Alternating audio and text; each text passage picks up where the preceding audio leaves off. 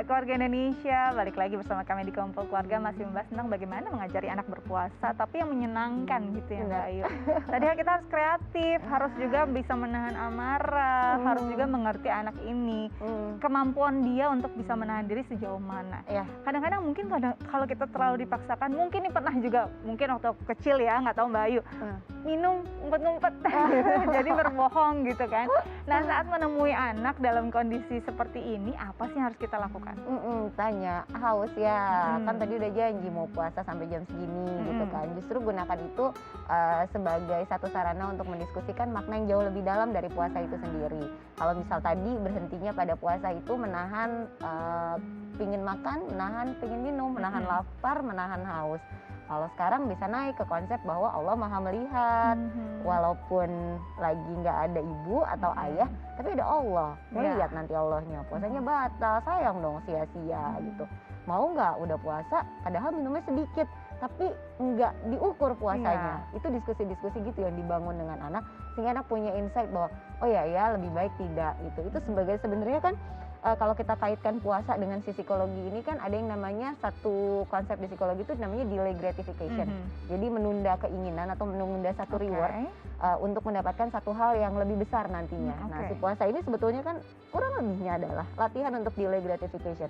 Menunda keinginan makan, menunda keinginan minum untuk makan yang lebih banyak dan lebih enak nantinya gitu kan. Nah, si delay gratification ini sebetulnya punya kaitan dengan potensi sukses anak. Ada satu penelitian yang sampaikan bahwa anak-anak yang berhasil lakukan delay gratification di saat kecil, penelitian longitudinal sampai pada saat dewasa, itu punya potensi untuk berhasil lebih besar. Jadi sebenarnya latihan puasa ini gitu kan, menunda apa yang anak mau, itu sebagai satu bagian bagi anak untuk menahan diri. Latihannya itu cukup lama, dikasih waktu kan 30 hari. Nah, itu juga bisa buat latihan kepada anak. Kalau anaknya sudah usianya agak besar, sekitar kelas 5, kelas 6 atau masuk SMP, konsep mengenai menunda keinginan untuk dapat yang lebih bagus, sabar untuk dapat yang lebih bagus, itu bisa dilatih. Jangan lupa ketika nanti dia benar-benar mendapatkan satu yang lebih bagus di ujung, itu di statement bahwa lihat deh, kamu nunda itu sedemikian waktu, laparnya ditunda, hausnya ditunda, ujungnya gimana nikmatnya, gimana enaknya, gimana rasanya. Nanti itu bisa diaplikasikan ke konsep-konsep yang lain untuk belajar mengenai menunda keinginan untuk satu hal yang lebih besar. Gitu. Tapi kadang-kadang ada juga nih di saat itu menunggu kok sabar banget nih Mbak Ayu. Pas buka puasa akhirnya kebablasan makan apapun. Ini juga perlu kan bahwa konsep menahan diri itu bukan cuma di saat puasanya saja loh. Di saat kita mendapatkan kenikmatan juga harus ada yang ditahan, harus ada yang dikelola. Gimana caranya kita bisa mengelolanya pada anak?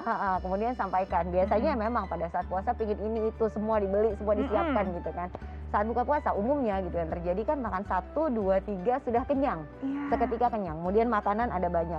Lagi-lagi itu bisa menjadi salah satu contoh konkret lagi buat anak bahwa tadi kita mau belinya makanan banyak banget ya, semuanya rasanya mau kita makan.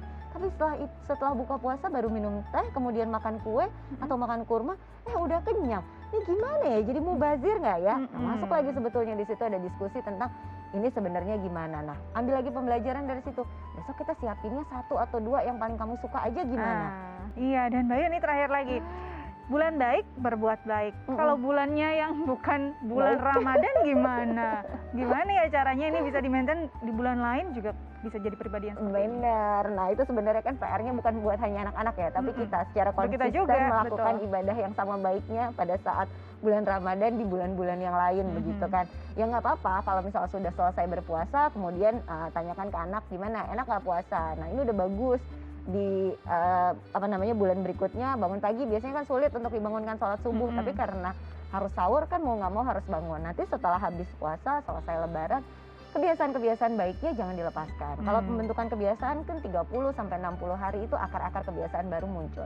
Konsisten 30, 60 hari, lama-lama 90 hari. Harapannya semua kebiasaan baik itu bisa kemudian terus menetap dan konsisten menetap pada diri anak. Dan penting sekali bahwa orang tua jadi teladan selama bulan Ramadan itu ya. Bener banget.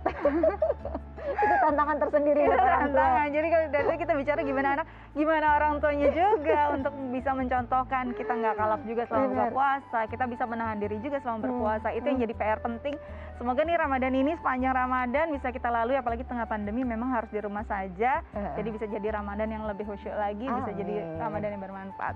Mbak Ayu terima kasih banyak Sama-sama, ya, Nika. jaga kesehatan lah ya, biar Sama-sama. bisa berbagi terus di Kumpul Oke, terima Keluarga. kasih. Nah, keluarga Indonesia bagaimana? Ini makin semangat kan sambil nunggu nanti buka puasa. Mungkin ini bisa diterapkan tadi ilmu-ilmu dari Mbak Ayu untuk bisa membuat anak kita jadi pribadi yang lebih baik, tentunya orang tuanya juga. Saya Astia Dika mengucapkan selamat menunaikan ibadah puasa. Terus-terus berbuat baik, bulan baik sampai nanti setahun ke depan selamanya pokoknya ya. Saya Astia Dika pamit undur diri, sampai jumpa.